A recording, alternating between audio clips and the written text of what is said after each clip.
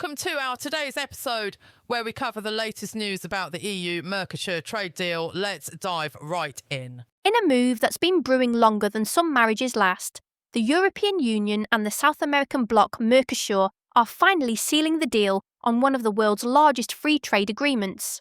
After 25 years of negotiations, yes, that's right, a quarter century of back and forth, the EU Council gave the green light on January 9, 2026, paving the way for the official signing in Asunción, Paraguay, on January 17th. This pact creates a massive free trade zone covering over 700 million consumers, slashing tariffs on everything from European cars and machinery to South American beef and soy. Proponents are popping the champagne, touting billions in boosted trade, around €4 billion in annual tariff savings for EU exporters alone, and a strategic win against rising protectionism. It's a nod to multilateralism in a world gone transactional, helping the EU diversify away from dependencies like China, while giving Mercosur countries like Brazil, Argentina, Paraguay, and Uruguay better access to European markets. Brazilian President Lula da Silva called it a victory for dialogue, and EU Commission President Ursula von der Leyen hailed it as proof Europe charts its own course.